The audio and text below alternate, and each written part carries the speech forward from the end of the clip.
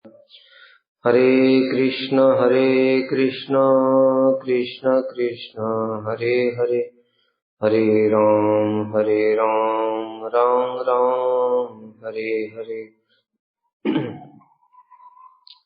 श्री बृहद भागवतामृतम द्वितीय खंड द्वितीय अध्याय हम लोग श्रवण कर रहे थे। महरलोक में एक समय सनत कुमार जी आए, उनके शरीर से दिव्य तेज निकल रहा था।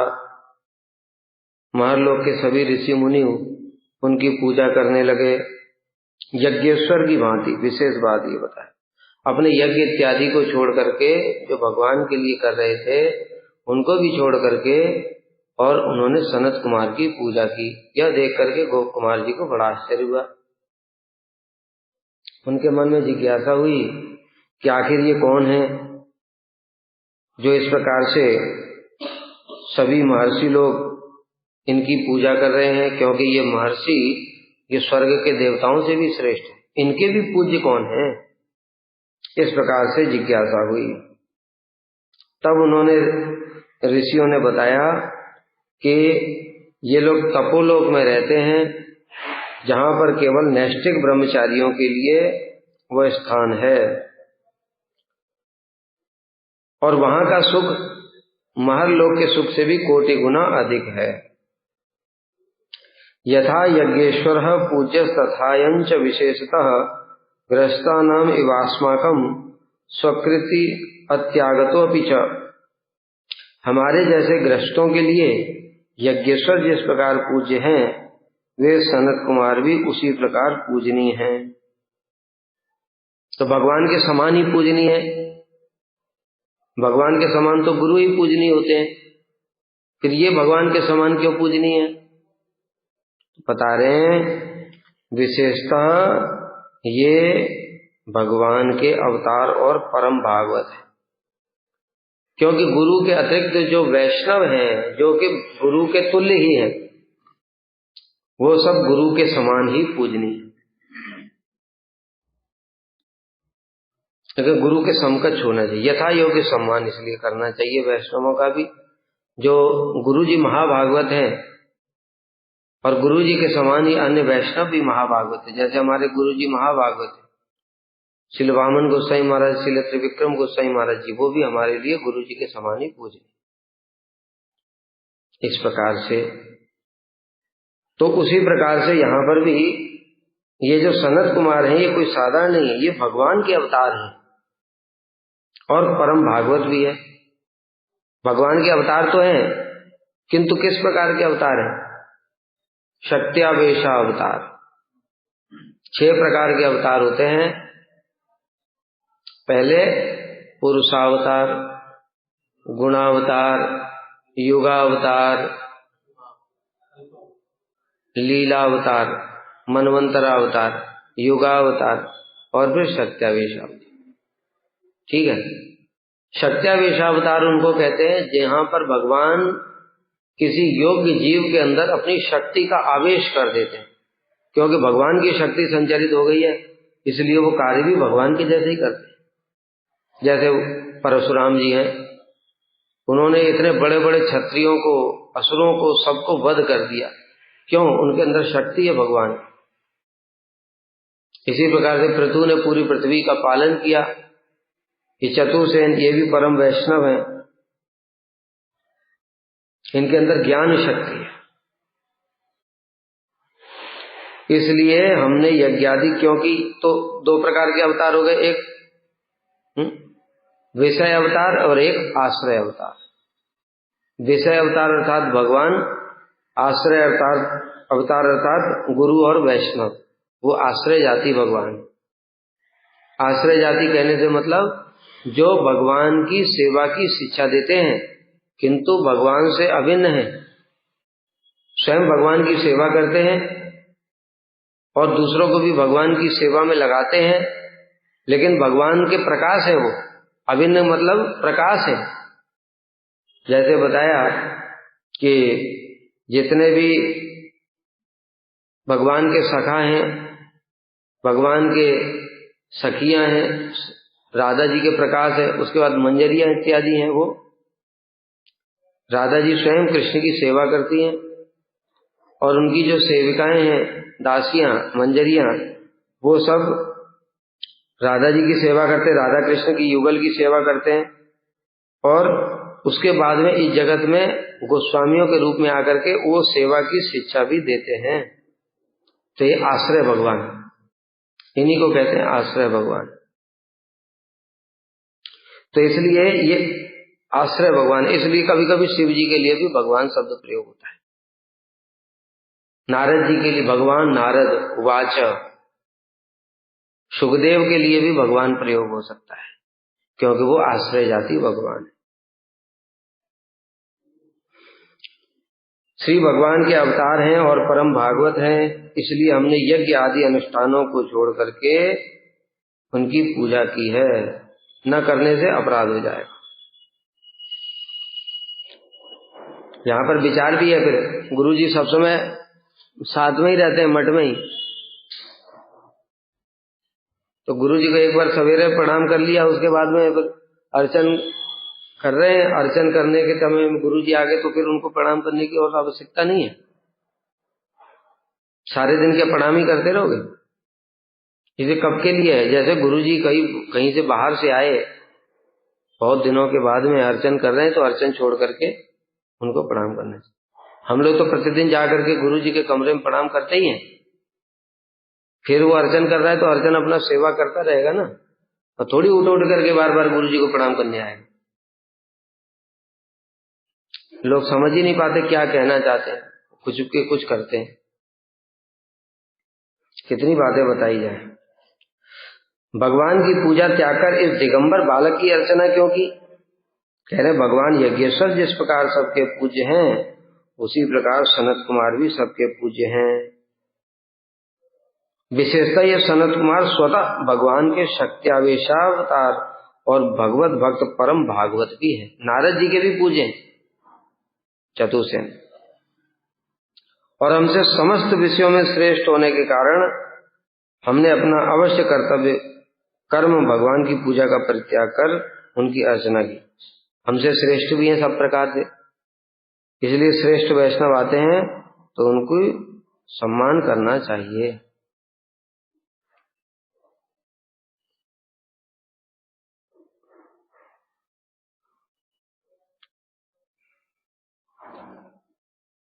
हमारे जैसे समस्त गृहस्थियों का अतिथि सेवा करना अवश्य कर्तव्य है, क्योंकि सर्वत्र कहा गया गृहस्थ की तुलना में नैष्ठिक ब्रह्मचारी श्रेष्ठ है। शास्त्र में ऐसा वर्णन है। ये तो भक्ति वाला विचार नहीं, ये वर्णाश्रम धर्म के विचार से भी बता रहे हैं। भक्ति का विचार तो भी छोड़ दो, वर्णाश्रम धर्म के विचार से भी गृहस्थों से नैष्ठिक ब्रह्मचारी श्रेष्ठ हैं, इसलिए गृहस्थ लोग उनकी सम्मान करें। और परमार्थ के विचार से पहले ही बता चुके हैं, इसलिए वो परमार्थ के विचार के आगे ये वर्णाश्रम धर्म के विचार की कोई आवश्यकता भी नहीं है, फिर भी बता दिया। परमार्थ का विचार ये है कि वो परम भागवत हैं, वैष्णव हैं, महाभागवत, इसलिए इसके ऊपर और कोई विचार नहीं चले। अब चाहे उनका आश्रम छोटा हो, चाहे बड़ा हो, चाहे कुछ भी हो, वो सब समय इनके लिए पूजनीय। वस्तुतः महर्लोकवासी भृगु जैसे महर्षियों की कभी भी गृहादि में आसक्ति नहीं थी। वे भगवान में प्रीति युक्त यज्ञनिष्ठ ब्राह्मण थे, इसलिए मूल श्लोक में एवं कहा गया है, गृहस्थानाम इव है, गृहस्थों की भांति। कह रहे हैं कि जो भृगु इत्यादि ऋषि हैं, ये ऐसे भोग करने के लिए इन्होंने गृहस्थ आश्रम नहीं किया। ब्रह्मा जी का आदेश हुआ जगत को शिक्षा देने के लिए कि गृहस्थ आश्रम में रहकर भी किस प्रकार से भजन करना चाहिए, भगवान की भक्ति करनी चाहिए, उसके लिए उन्होंने गृहस्थ आश्रम स्वीकार किया है। इसलिए गृहस्थ इव, गृहस्थों के जैसे। श्री गोप कुमार उवाच, ततो आकाशम अहम चित्ते तत्राहो कीदृशम सुखम ईदृशा कतिवाने सुरेशाम पूज्यस्य कीदृशः। जब गोप कुमार ने सुना कि ये लोग तो भृगु इत्यादि महर्षियों से भी श्रेष्ठ हैं, शक्त्यावेश अवतार हैं भगवान के। तो उनके मन में फिर प्रश्न हुआ, मन में विचार किया, तो वो उस तपोलोक में सुख कैसा है? तपोलोक का सुख तो यहाँ से ज्यादा ही होगा निश्चित रूप से, क्योंकि ये जो है वो इनके भी पूजनीय है, वो लोग महाभागवत हैं और भगवान के आवेशावतार हैं। जब वो खुद ही भगवान के आवेशावतार हैं, तो वहां पर जो भगवान होंगे वो कैसे होंगे? वो तो और भी बड़ी आश्चर्य की बात होगी। इसलिए उनके मन में जिज्ञासा हुई। ईदृशा कतिमान्य, ईदृशा इनके जैसे और वहां पर कितने लोग रहते हैं? 4 के नाम तो बता दिए इन्होंने, सनक सनंदन सनातन सनक, बाकी भी कहते और भी रहते हैं, और वो सब कैसे हैं? और सूर्यसाम पूज्यश्च कीदृश, ऐसाम पूज्यश्च, और इनके जो पूज्य हैं भगवान वो कैसे हैं? इस प्रकार से इनके मन में जिज्ञासा हुई, और जिज्ञासा ही फिर वहां जाने का कारण हुआ। इन सब बातों को सुनकर वहां जाने के उद्देश्य से मैंने मन ही मन विचार किया कि उस तपोलोक में किस प्रकार का सुख है, निश्चित रूप से यहां से अधिक होगा। इन सनत कुमार के समान और कितने योगींद्र वहां पर रहते हैं, उनके पूजनीय भगवान कैसे हैं? विशेषतः ये योगींद्र स्वयं ही भगवान जैसी महिमा से युक्त हैं। वही बताया, जो सनत कुमार है वो साधारण नहीं है, वो तो वैसे भगवान जैसे ही है। उनका दिव्य तेज, दिव्य कांति, आत्माराम गुण, और महर्षियों के भी पूजनीय, इनके तो खुद गुण ही भगवान जैसे हैं। तो फिर इनके भी प्रभु जो होंगे, इनके भी जो पूज्य होंगे, वो कैसे होंगे? इसलिए उनके दर्शन की उत्कंठा हो गई। इनके ईश्वर भी निश्चित रूप से इनकी तुलना में किसी विशेष श्रेष्ठ महात्म से युक्त होंगे। अतः उस लोक में जाकर वैसे भगवान का दर्शन करना चाहिए। एवं तांच दिदृक्षु संसमाहित मना जपन भूत्वा परम तेजस्वी तम लोकम वेगतो अगमम। इनके तो चिंतामणि, मंत्र ही चिंतामणि है, जो इच्छा करते हैं वो मिल जाता है।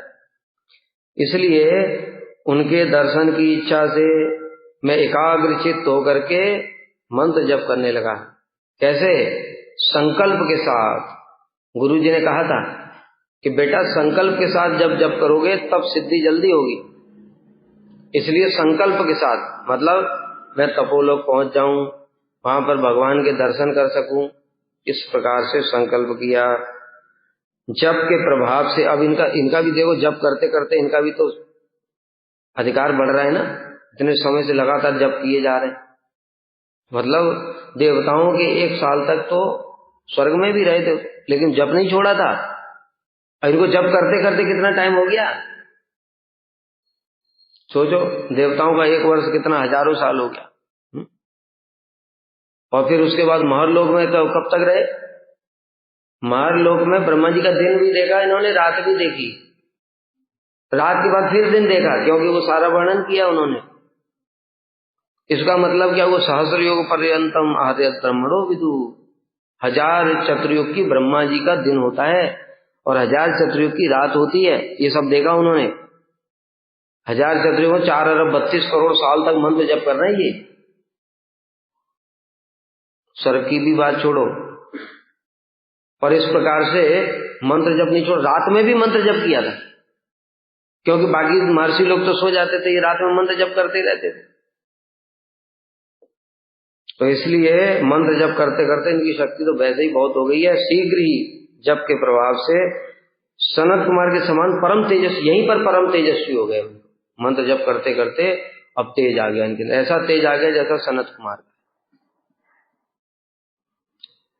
और अति वेग पूर्वक ये सनत कुमार को कोई, अब देखो यहां तक तो उनको विमान लेकर के आया था, अभी और विमान की जरूरत नहीं है, अभी सिद्धियां आ गई। तपोलोकवासी जो सनत कुमार इत्यादि होते हैं, उनकी अणिमा लगिमा महिमा ये सब सिद्धियां उनकी सेवा करती हैं, इसलिए सिद्धि आ गई।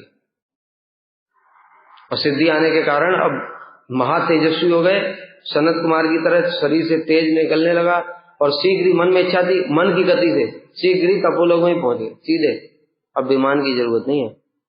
पहले स्वर्ग लाने के लिए पृथ्वी से विमान भेजना पड़ा था भगवान को, इंद्र ने भेजा था भगवान की आज्ञा से। तो अति वेग पूर्वक तपोलोक में पहुंच गया। इस प्रकार विचार कर मैं उन सनक आदि कुमारों का और उनके पूज्य ईश्वर का दर्शन करने के लिए संकल्प पूर्वक एकाग्र चित्त से, ये दोनों बात बड़ी महत्वपूर्ण, संकल्प होना चाहिए और चित्त एकाग्र होना चाहिए। चित्त एकाग्र का मतलब क्या है? अभी तो हमने कृष्ण को देखा ही नहीं, तो कृष्ण में चित्त एकाग्र कैसे होगा? कृष्ण में चित्त एकाग्र करने की जरूरत नहीं है। मंत्र का स्मरण करना चाहिए, मंत्र अक्षरों का स्मरण करना चाहिए। हरे कृष्ण कृष्ण कृष्ण, मंत्रों का स्मरण करना चाहिए, क्योंकि मंत्र ही हरे माने राधा जी ही अक्षर रूप में हरे हैं, कृष्ण ही अक्षर रूप में कृष्ण है, कृष्ण ही अक्षर रूप में राम है। इस प्रकार से भावना करके ये मंत्र से ही राधा कृष्ण प्रकट हो जाएंगे। इस प्रकार की भावना करते हुए अक्षरों का ही ध्यान करना चाहिए। अक्षर ब्रह्म है, सामान्य अक्षर नहीं है। इसलिए ठाकुर भक्ति विनोद कहते हैं हरि नाम करने की विधि क्या है? आंखों में पट्टी बांध ले, एकांत स्थान में बैठ जाए, कानों में रुई डाल ले और फिर मंत्र जप करे। कैसे? हरे कृष्ण बोलते हुए मंत्र को बोलना है, मंत्र को श्रवण करना है और मंत्र को ध्यान करना है। ये मंत्र जप की विधि है हमारे जैसे अधिकारियों के लिए। फिर इनकी अवस्था में पहुंच जाएंगे तो मंत्र ही ऑटोमेटिक, भगवान के नाम रूप गुण लीला में कोई अंतर नहीं है, इसलिए भगवान के नाम से ही लीला प्रकट हो जाएंगी। ऑटो पे चिंतन नहीं करना पड़ेगा मंत्र का भी, बस मंत्र जप किया, लीला चालू हो गई वीडियो की तरह। ऐसे होता है। रूप गोस्वामी, सनातन गोस्वामी इत्यादि जो गोस्वामी, उनकी अवस्था में ऐसा होता है, नाम रूप गुण लीला, मंत्र से ही रूप स्फुरित हो जाएगा। जैसे बताया ना ब्राह्मण का, माथुर ब्राह्मण मंत्र जप करते करते वो साक्षात कृष्ण के जैसे दर्शन कर रहा है, गोपाल को साक्षात की भांति दर्शन कर रहा है। वो कैसे हुआ? मंत्र से ही गोपाल प्रकट हो गए। इसी प्रकार से होगा। अभी समझ भी नहीं आएगा ये सब कैसे होगा, तब तक जैसे बताया जा रहा है वैसे ही करते रहो। तो संकल्प भी कैसा होना चाहिए? किंतु जागतिक संकल्प नहीं होना चाहिए। यद्यपि गोपाल मंत्र चिंतामणि है, देखो अभी इनको ही देखो भैया, इनको जो चाहते वो तो मिल रहा है, लेकिन एक बात बताओ फायदा क्या है इन सब बातों से? अरबों साल तक तुम वहां बैठ करके वहां महरलोक में क्या कर रहे हो? तो गोलोक पहुंच जाते अब तक, इच्छाएं ना होती तो। आई बात समझ में? इसलिए इच्छाओं को मत, इस प्रकार की इच्छाएं कि मैं लोगों को देखूंगा, ये भी नहीं होनी चाहिए। अगर ये भी रह गई तो बेटा घूमो फिर वहां पे सत्यलोक में जाना, ब्रह्मा जी के साथ बैठे रहना अरबों साल तक। इसलिए केवल कृष्ण की सेवा की वासना का संकल्प होना चाहिए। अगर दूसरा कोई संकल्प होगा जागतिक कोई भी 14 लोगों के ब्रह्मांड में, तो वो तुमको भोगना ही पड़ेगा फिर ध्रुव महाराज की तरह। 36,000 साल तक भगवान प्रकट हो गए, उनके हृदय की कामना भी नष्ट हो गई। खुद भी कह रहे हैं कृतार्थो अस्मि वरम नहीं आते, मैं कृतार्थ हो गया प्रभु, वर नहीं चाहिए। भगवान नहीं बेटा, कौन सा संकल्प करके आए थे? तो प्रभु संकल्प तो राज्य का ही किया था, तो भोगो, उसके बाद मेरे पास आ जाओ। इसलिए बड़ा विशेष विचार है कर्म मिश्रा भक्ति में। इसको इसलिए इसकी ध्रुव की भक्ति शुद्ध भक्ति नहीं है, कर्म मिश्रा भक्ति है। इच्छा से भजन किया, भले ही भजन की प्रधानता थी, भक्ति की प्रधानता है, लेकिन थोड़ी इच्छा भी है। इसलिए साधकों को साधन की अवस्था से ही सावधान रहना चाहिए। सबसे पहले अपने अंदर की कामना वासनाओं पहचानो। पहचानोगे कैसे? कैसे पहचानो बताओ? कैसे पहचानो? बहुत आसान है पहचानने का तरीका। हमने कथा बोली, उसके बाद में हमारे मन में क्या भावना आ रही है? लोगों ने सुना, अच्छा बोला, ये पॉइंट बोला, किसी ने फीडबैक नहीं दिया, ये कामना है। ये मैंने इतना कीर्तन किया, मैंने ये सेवा की, हम फीडबैक चाहते लोगों से। क्यों चाहते भाई फीडबैक? क्या तुमने सेवा किया उसका क्या फीडबैक है? और फीडबैक कृष्ण देंगे। अगर वो संतुष्ट है, हृदय में प्रेम बढ़ता चला जाएगा, यही तो फीडबैक है। लेकिन हमको वो सारी चीजें चाहिए, हम रिजल्ट की ओर देखते हैं, ये कामनाएं हैं। फिर देखो मेरी कथा कोई सुनता नहीं है, इतना अच्छा कथा बोलता हूं, 1000 लोग तो कम से कम सुनना चाहिए, ये भी कामना है। फिर अगले जन्म के लिए तैयार रहो, 1000 क्या लाख सुनेंगे, चिंता मत करो। गोप कुमार तो ब्रह्मा पद तक पहुंच गए थे, ये लाख लोग सुनना क्या बड़ी बात है, भक्ति के प्रभाव से क्या नहीं हो जाता है। इसलिए साधक अवस्था से ही सावधान रहना पड़ेगा, अपने अंदर के एक एक शत्रुओं को पहचानो। जो कुछ तुम कर रहे हो उसके बाद देखो तुम्हारे अंदर रिएक्शन क्या हो रहा है, अंदर में किस प्रकार की भावना उत्पन्न हो रही है, उन भावनाओं को पकड़ो। ये कामना है, प्रतिष्ठा की कामना। मैंने इतने कथा बोला, किसी ने मुझे प्रणाम तक नहीं किया। प्रतिष्ठा की भी कामना है, क्यों प्रणाम करेगा? सुखदेव गोस्वामी ने क्या देखा था कोई प्रणाम कर रहा है? वहां तो 87,000 ऋषि बैठे थे, बस भागवत किया, उसके बाद में कोई प्रणाम करे प्रणामी दे, कोई मतलब नहीं। जो पैसा पड़ा है पड़ा है, चढ़ाया किसी ने, चढ़ाया भी होगा कुछ, वो चढ़ा हुआ पड़ा है, वो चलेगा, तब वो सीधे कृष्ण के पास में जाएगा। इसलिए बहुत विचार है, कृष्ण ऐसी परीक्षा लेते हैं। मुक्तिम ददात कर्चित स्मन भक्ति योगम। कितना कठिन है भक्ति, मोक्ष लघुता कुता और सुदुर्लभा। सुदुर्लभा इसलिए बताया, राजन पति कुरुअलम भवताम यदूनाम दैवम प्रिय कुलपति क्वम च किंकरो वा अस्तु एवं अंग भगवान भजताम मुकुंदो मुक्तिम ददाति कर्चित स्मन भक्ति योगम। मुकुंद ऐसी परीक्षा लेते हैं ना, पूरी भयंकर वाली। कह रहे राजन, ये जो यादव लोग हैं, इनके किसी के पति हैं, किसी के पिता हैं, किसी के मित्र हैं, किसी के सखा हैं, किसी के बंधु बांधव हैं, इतना होने पर भी जो भगवान मुकुंद का भजन करता है उसको मुक्ति भी दे देते हैं, भक्ति नहीं देते। तो वहां रूप गोस्वामी कहते हैं मुक्ति दे देते हैं, तो फिर भजन करने से फायदा क्या रहा? कहते हैं नहीं ऐसी बात नहीं, भक्ति देते ही नहीं। भक्ति देते हैं लेकिन परीक्षा लेते हैं, किसके अंदर कोई कामना तो नहीं रहेगी। जागतिक कामना छोड़ो, मुक्ति की भी तो कामना नहीं रहेगी। अगर वो कामना भी रह गई तो बड़ा मुश्किल, वहां तक पहुंचा देंगे, उसके बाद हो सकता है फिर ले जाएंगे अपने धाम को।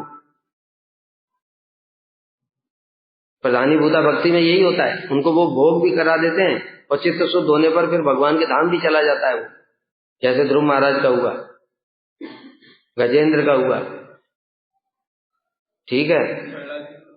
प्रहलाद शुद्ध भक्त हैं, ज्ञानी है, मतलब शुद्ध भक्त मतलब ज्ञानी भक्त में, लेकिन शुद्ध है, उनका कोई कामना नहीं है, वो केवल कृष्ण की प्रीति के लिए भजन करते। लेकिन ज्ञानी मतलब क्यों बोला उनको? क्योंकि ऐश्वर्य ज्ञान से युक्त हैं, भगवान सर्वज्ञ हैं, भगवान सर्वशक्तिमान है, भगवान को भूख प्यास नहीं लगती, हम उनको क्या दे सकते हैं? सभी जीव सर्वभूतेषु पश्येत् भगवत भाव, इस प्रकार के ज्ञानी भक्त हैं। ये वाले ज्ञानी भक्त नहीं, चतुर्सेन वाले, इनसे तो बहुत श्रेष्ठ है वो। इसलिए प्रथम खंड में गया तो प्रथम खंड में क्या गया, इनसे तो श्रेष्ठ अभी तो शिव जी हैं। शिव जी भेजेंगे, शिव जी ने पहले वैकुंठ की महिमा बताई तो नारद जी तुरंत जाने लगे वैकुंठ के लिए, हाथ पकड़ लिए, शिव सुनो, चुपचाप इधर सुनो कान में। तो कान में क्यों सुना रहे? पार्वती जी सुन रही है, लक्ष्मी जी की सहेली है, लक्ष्मी जी का जो है वो उनकी अपकर्ष सहन नहीं कर पाएंगे, इसलिए सुनो, वैकुंठ में जाने से कोई लाभ नहीं, प्रहलाद के पास जाओ, वो इनसे भी श्रेष्ठ, ठीक है। तो इस प्रकार से संकल्प और दो चीज बताया मंत्र जप में, बहुत महत्वपूर्ण, संकल्प और चित्त की एकाग्रता, ये दोनों होना चाहिए मंत्र जप में। भजन के सभी साधनों में ये दोनों चीज जरूरी है। संकल्प क्या, संकल्प क्या करोगे पता है, इसीलिए गुरु जी कहते थे तुम लोग मत मांगो, तुमको पता ही नहीं क्या मांगना है। संकल्प मतलब अभी हम संकल्प यही करेंगे कि गुरु जी जैसे रसिक भक्तों का संग प्राप्त हो, हमारे अनर्थ दूर हो जाए, कम से कम निष्ठा में एक जन्म में प्रवेश हो जाए भक्ति की, अभी यही संकल्प रखो, इससे ऊपर का संकल्प हम नहीं कर सकते। निष्ठा वाला साधक फिर करेगा रुचि आसक्ति की ओर, और रसिक भक्तों का संग सब समय। इसलिए बताए ना, गुरु जी के भक्त आए रामचंद्र प्रभु, पूज्यपाद रामचंद्र प्रभु आए, वो कहते हैं गुरु जी राधा कुंड जा रहे हैं। अच्छा, बहुत अच्छा है, राधा कुंड में स्नान करने जा रहे हैं, क्या मांगोगे? मैं मांगूंगा मुझे भक्ति मिल जाए, मैं बढ़िया प्रचार कर सकूं और लोगों को भी भक्ति में लगाऊं। गुरु जी हंसने लगे, कहते हैं गुरु जी आप हंस क्यों रहे? कहते हैं एक ही चीज मांगना बस, रसिक भक्तों का संग। क्यों? जो चतुर होते हैं ना, वो चतुर होते हैं, वो एक चीज में सब कुछ इंक्लूड रहता है उनके। जैसे श्री विश्वनाथ चक्रवर्ती ठाकुर वृंदावन अष्टक में कहते हैं, नो योग सिद्धि न ममास्तु लोको वैकुंठ लोके भी न पार्षदत्वम न प्रेमा भी न स्याद इति चेतरामतु ममास्तु वृंदावन एवं। योग सिद्धि नहीं चाहिए, वैकुंठ लोक का पार्षदत्व भी नहीं चाहिए, तो कहते वृंदावन में वास चाहिए। अब वृंदावन में वास कब होगा? जब तक ऐसे ब्रज के रसिक भक्तों का संग नहीं होगा तब तक वृंदावन वास नहीं होगा। तो उसमें संग भी अब ऑटोमेटिक ही आ गया। और वृंदावन में वास होगा तो रस भी कौन सा होगा? शांत दास से तो वहां है ही नहीं, सक के वात्सल्य मधुर होगा। बस एक ही में सब मांग लिया, ऐसे चतुर होना चाहिए। ठीक है, इसलिए अभी हम लोग कम से कम एक जन्म में निष्ठा में प्रवेश हो जाए, भजन में निष्ठा आ जाए, इस प्रकार का संकल्प करके मंत्र जप करना चाहिए। निष्ठा वाला ऊपर का संकल्प करेगा और रुचि वाला भाव के लिए वो चेष्टा करेगा। ऐसे करके मंत्र जप करना चाहिए। और साधु संग, कैसा साधु संग? रसिक साधु संग। अगर वो ना मिले तो कम से कम कौन सा साधु संग? एटलीस्ट कम से कम जो शुश्रूषया भजन विज्ञम अनन्यम अन्य निंदाद शून्य हितम इप्सित संकल्प, इतना तो होना चाहिए। अभी रसिक संग इतना आसान नहीं है, बहुत भजन करना पड़ेगा, कितने जन्म जाकर के तब रसिक ऐसे साधुओं का संग मिलेगा। लेकिन तब उससे पहले कम से कम जो भजन विज्ञ हो, भजन में एकनिष्ठ हो, भजन के लिए दृढ़ता से लगा हुआ हो, अन्य निंदाद शून्य हितम हो गया हो, जो किसी की परचर्चा पर निंदा ना करता हो, एटलीस्ट ऐसे साधु भी मिल जाए तो हमारा कल्याण हो जाएगा, निष्ठा में प्रवेश करा देंगे। इससे नीचे वाला साधु संग करोगे तो निष्ठा में भी नहीं जाओगे। अन्य निंदादि करते रहोगे तो निष्ठा कैसे आएगी? तो अपराध हो रहा है, साथ ही साथ negative positive, negative positive, zero.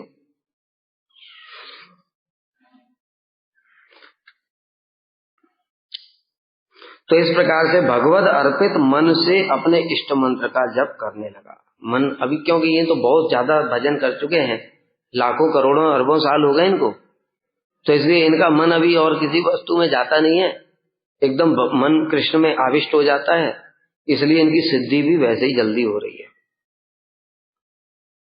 अथवा सनत कुमार की ध्यान निष्ठा का दर्शन कर मैंने अनुमान लगाया कि समाधि उस लोक की प्राप्ति का एकमात्र साधन है, इसलिए अंतर्दृष्टि संपन्न होकर अपने मंत्र का जप करते करते मैं उस लोक को जाने के उपयोगी अर्थात सनत कुमार के समान परम तेजस्वी हो गया। बताइए, ये इनके भी पता, बहुत समय हो गया इनको भजन करते तो शक्ति इनके भी, इसलिए अंतर्निष्ठ होकर के सनत कुमार की तरह कि ऐसे ही बनना पड़ेगा, इन्होंने सुन लिया ऐसे बनना पड़ेगा तभी वहां जा सकते हैं, इसलिए इन्होंने भी अंतर्निष्ठ होकर के मंत्र जप में एकदम ध्यान लगाया, उनकी शक्ति आ गई सीधे पहुंच गए, अत्यंत वेग पूर्वक अति शीघ्र ही तपलोक में पहुंच गया। तत्र दृष्टो मया श्रीमान सनको अतः सनंदनः असौ सनत कुमारो अपि चतुर्थस्य सनातनः। उस तपोलोक में मैंने श्रीमान सनत, सनंदन और पहले जिनको देखा था एक ही देखा, सनत कुमार, और चतुर्थ सनातन जी के दर्शन किए।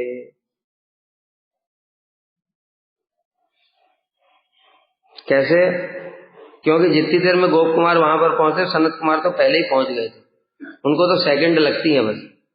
ये योगी साधारण नहीं है, ये तपोलोक में रहने वाले, पता है अणिमा लगिमा महिमा, ये अणुरूप भी धारण कर सकते हैं, मन की गति से चल सकते हैं, मन की बात को जान सकते हैं, सब सिद्धियां इनकी, जो कुछ इच्छा है वो कर सकते हैं, ये सब साधारण नहीं है।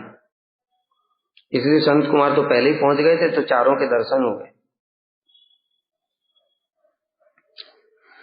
सम्मन्य मानस तत्रत्यई तादृशेरैव ते मिथः सुख गोष्ठीं वितन्वानः संत गम्यामि मादृशई। और मैंने देखा तपोलोकवासी भगवान के अवतार उन सनक आदि का सम्मान कर रहे थे। भाई बताओ, उन तपोलोकवासियों में भी जैसे यहाँ पर हमारे लोग में भृगु श्रेष्ठ हैं, स्वर्ग में इंद्र श्रेष्ठ हैं, तो देवता लोग इंद्र की महिमा करते हैं ना, उनकी पूजा करते हैं। हमारे लोकवासी भृगु की पूजा करते हैं। ऐसे ही वहां पर तपोलोकवासी इस चतुर्सेन की पूजा कर रहे थे। भगवान के अवतार, इस शब्द लगाने से ही समझ में आ जाना चाहिए, भगवान के अवतार हैं तो भगवान के जैसे ही पूजा कर रहे थे। उन सनकादि का सम्मान कर रहे थे तथा वे भी परस्पर सुखपूर्वक कथा वार्ता कर रहे थे। उनकी उस सुख गोष्ठी को अल्पज्ञ होने के कारण मैं समझ नहीं पाया। मैं तो पहली बार देखा ये सब, तो उनकी बात क्या चल रही वो समझ ही नहीं आई मुझे। इनकी महिमा बता रहे हैं। मैंने देखा कि तपोलोकवासी सनक आदि 4 भ्राताओं के समान महात्मा युक्त होने पर भी उन सनकादि कुमारों को भगवान का अवतार मान करके पूजा कर रहे थे।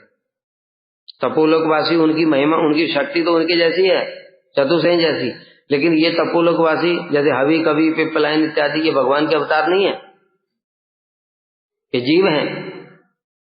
तो जो जीव कोटि का है वो भगवत कोटि की पूजा करेगा, भले ही वो भगवत कोटि भी जीव कोटि का ही क्यों ना हो, क्योंकि वो शक्त्यावेश अवतार है।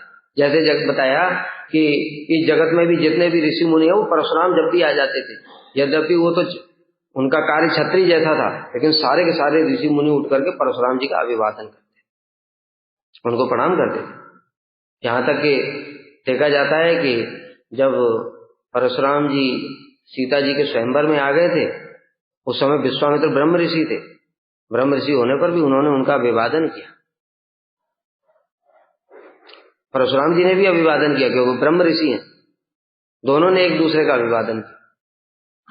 तो इस प्रकार से क्योंकि वो भगवान की शक्त्यावेश अवतार है। इन लोगों को तो पता ही है, हमारी तरह मूर्ख थोड़ी है, वो सब जानते हैं।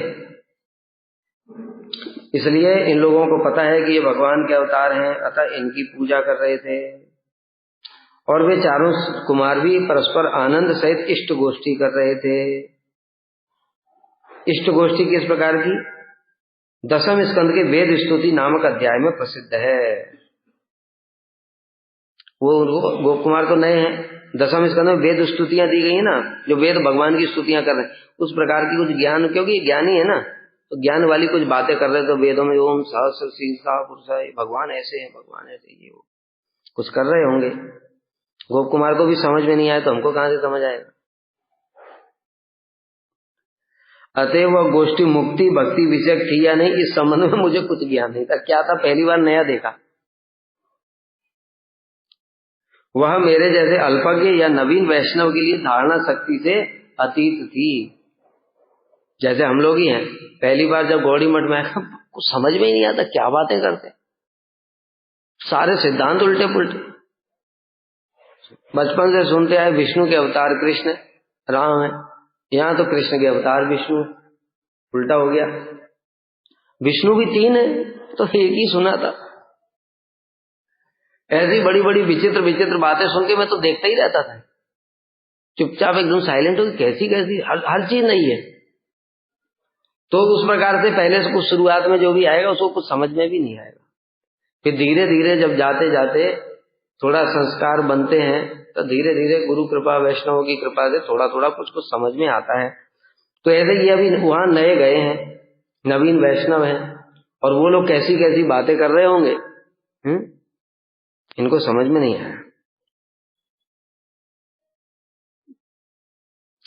भगवत लक्षणम तेसु तादृग नास्ति तथाप्यभूत तेषां संदर्शनात् तत्र महान मोदो मम स्वतः।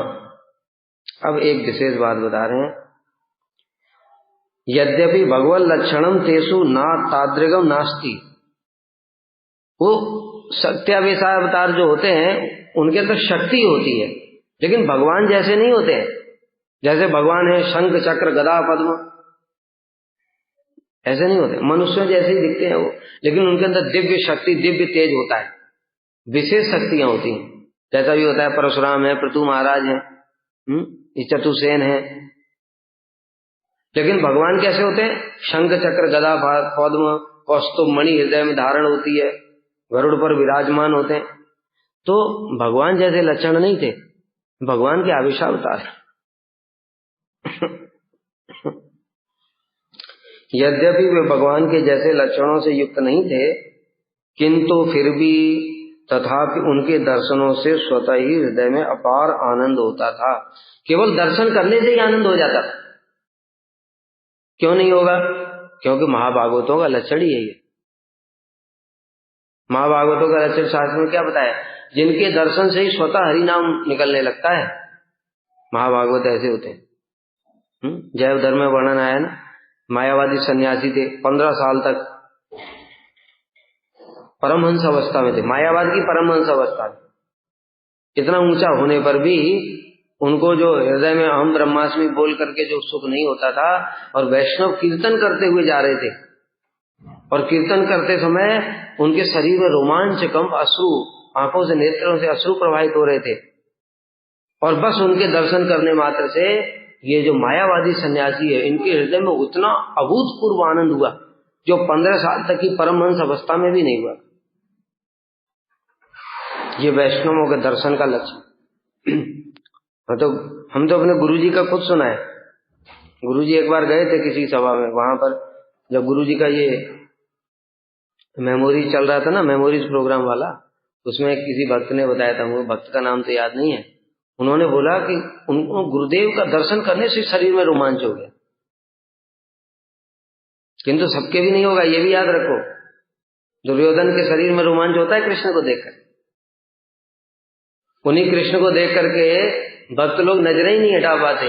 जब विदुरानी ने देखा तो उनको ये भी भूल गई कि शिष्टाचार भी भूल गई, ये इनको भीतर बुला लूं, भगवान खड़े हैं इतना भूल गए, हाथ में मुग्ध हो गई प्रेम के कारण।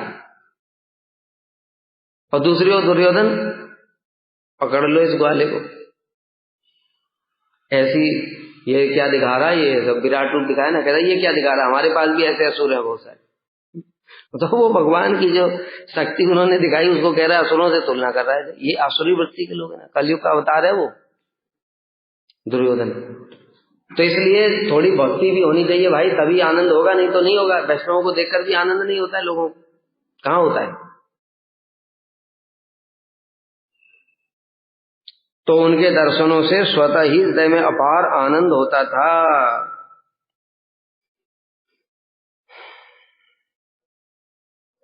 यदि आपत्ति हो कि सदा जगदीश के संदर्शन में रत रहने पर भी किस लिए अन्य दर्शन की इच्छा हुई,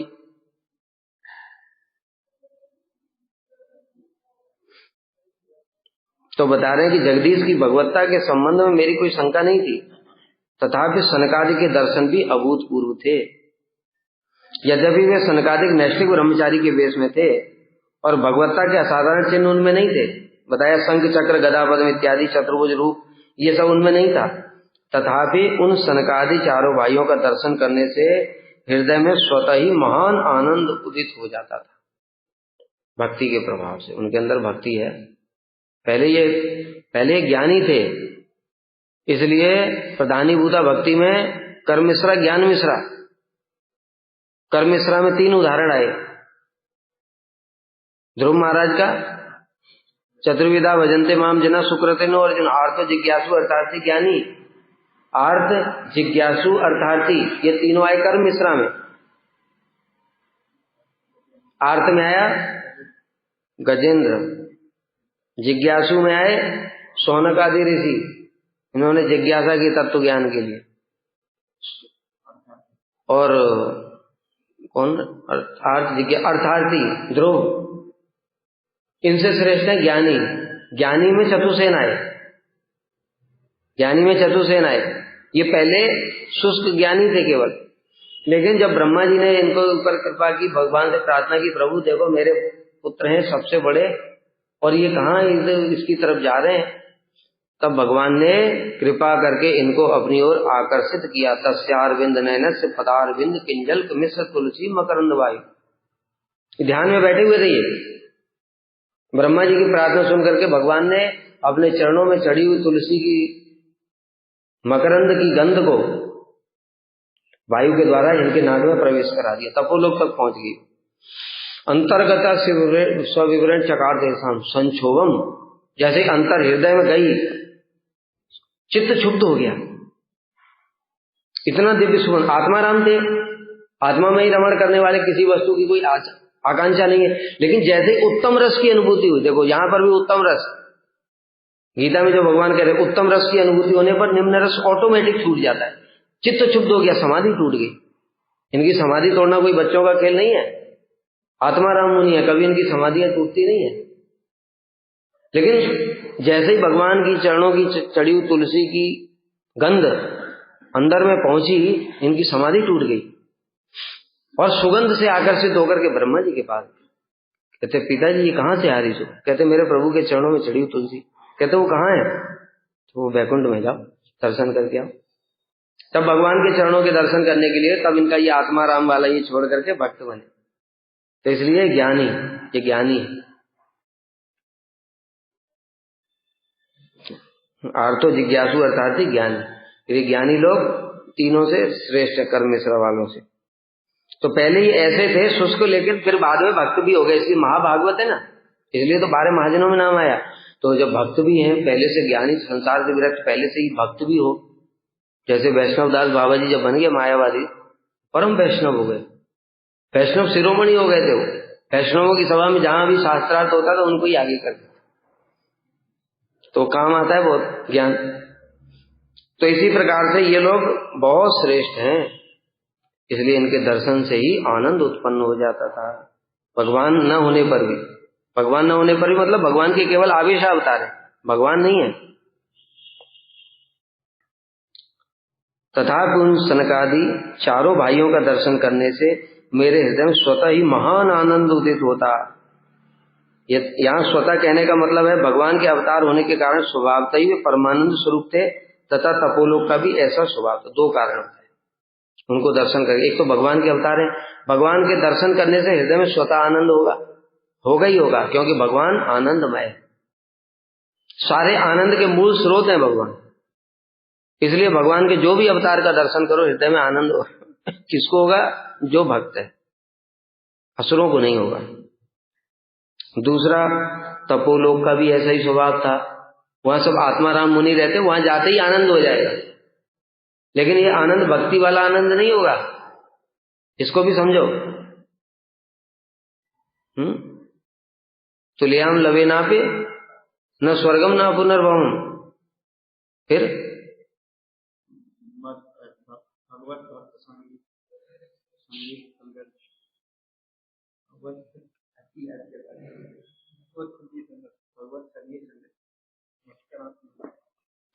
ठीक है, मतलब न स्वर्ग न अपुनर्भवम, जितना भी ये मुक्ति लोक तक का भी सुख है वो भगवत भक्तों के संग का लेस मात्र भी नहीं हो सकता। लवे ना भी, लव मात्र भी तुलना नहीं हो सकती।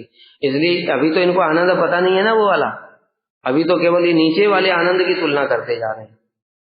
तो वहां पर स्वतः ही आनंद होता था, तपोलोक में स्वभाव ही, वहां जो भी पहुंच जाएगा उसको शोक दुख कुछ नहीं होगा।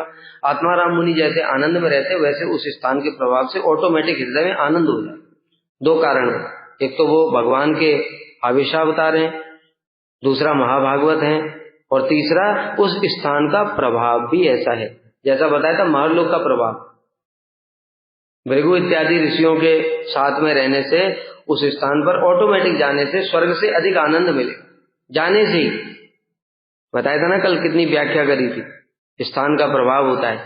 उस स्थान पर जाने से ही, जब राम जी को विश्वामित्र जी ले गए ताड़का सुबाहु को मारने के लिए, तो राम जी उनके आश्रम में पहुंचे। आश्रम में पहुंचते ही भगवान कह रहे हैं, हे ऋषिवर, यहां पर आने के साथ ही साथ हृदय में बहुत अपूर्व आनंद हो रहा है, हृदय एकदम शांत हो गया है, ये आपकी तपस्या का फल है। तो विश्वामित्र जी ने कहा, मेरी तपस्या का फल नहीं है, यहाँ भगवान वामन देव ने तपस्या की। तो तपस्या के प्रभाव से स्थान का प्रभाव होता है। जो भजन करते हैं, बताया था ना उदाहरण, गुरु जी के रूम में जाने के साथ ही साथ एक दिव्य एकदम शांति मिलती है, हमको पता नहीं चलती, दिव्य वाइब्रेशन। इसी प्रकार से एक नहीं है, ऐसे बहुत सारे उदाहरण हैं जहां पर स्थान के प्रभाव के कारण, अरे औरों की तो बात छोड़ो, जो एक विक्रम बेताल करके हुआ सिंहासन बत्ती सी, एक सीरियल आता था, हम जब बहुत छोटे थे, सिंहासन बत्ती सी एक सीरियल आता था। उसमें था कि एक ऐसे, जैसे ये गोप कुमार है, ऐसे ग्वाल वाले बहुत सारे खेल रहे थे आपस में, चोर सिपाही खेलेंगे, हम चोर सिपाही खेल रहे थे, कोई चुराएगा, कोई सिपाही बनेगा, कोई फिर सिपाही को पकड़ करके ले जाएगा, सिपाही तो चोर को पकड़ के ले जाए, कहाँ ले जाएगा, जज के पास।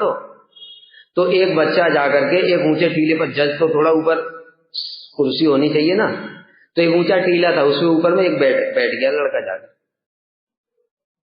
और वो बन गया जज, न्यायाधीश। अभी चोर पुलिस खेल करके आए बच्चे लोग, और उसने फिर जो डिसीजन दिया, परफेक्ट डिसीजन। ऐसे रोज रोज खेलते थे तो बड़ा आश्चर्य हुआ, गांव वाले भी, उनको पता चला कि चोर सिपाही पुलिस खेलते हैं ये सब, और ये जो लड़का ये डिसीजन बड़ा परफेक्ट देता है। तो गांव वालों की धीरे धीरे जो समस्याएं होती थी वो सुलझाने के लिए वो गांव वाले उसके पास आने लगे, और गांव वाले आने लगे, धीरे धीरे बात और फैल गई, राजा तक बात पहुंच गई। राजा को पता चला महाराज आपसे भी अच्छा न्याय करता है, एक गड़गी का लड़का है वो, ग्वाल वाला। महाराज बड़े आश्चर्य में पड़ गए, हैं ऐसा कैसे संभव है। महाराज खुद आए चल करके देखने के, और उन्होंने खुद उसका न्याय देखा। महाराज भी हैरान रह गए कि यार बात तो सही है। तब वो लड़के को बुलाया नीचे, जब नीचे बुलाया तो देखा एकदम साधारण प्रतीत हो रहा है, बातचीत करी होगी तो ये तो साधारण प्रतीत हो रहा है। फिर अगले दिन कहे ऊपर बैठो, ऊपर बिठाए तो फिर उसके अंदर जैसा लगता कोई शक्ति आ गई। उन्होंने कहा हटाओ इसको, खोदो। महाराज ने इसका खोदो टीले को, और टीला खुदवाया, उसमें से दिव्य सिंहासन निकला। वो दिव्य सिंहासन का प्रताप था, उस सिंहासन के प्रताप से उस पर जो भी बैठ जाता था उसके अंदर तेज आ जाता। तो ऐसे करके, मतलब ये तो जड़ उदाहरण है, भक्ति की तो बात ही छोड़ो, ये तो जड़ उदाहरण है। तो फिर जो ऋषि मुनि और भक्त लोग जो भजन करते हैं, जो तपस्या करते हैं, उनका कितना वाइब्रेशन होता है, उसके वाइब्रेशन के प्रभाव में जो भी आता है उसके ऊपर में उसका प्रभाव इम्पैक्ट पड़ता है, पता नहीं चलता है, धीरे धीरे वो अनुभूति होती है। तो फिर ये तो तपोलोकवासी हैं, वैसे लोग ही इतना श्रेष्ठ है। जो इसी जगत के हमने उदाहरण बता दिए, वो भी जड़ उदाहरण। वो विक्रमादित्य का सिंहासन था, विक्रमादित्य महान्यायी राजा थे, इसलिए उनके प्रभाव से, उस सिंहासन के अंदर प्रभाव से वो टीले में दब गया था, वो टीले के अंदर भी उसके ऊपर बैठ करके उसके शक्ति आ जाती।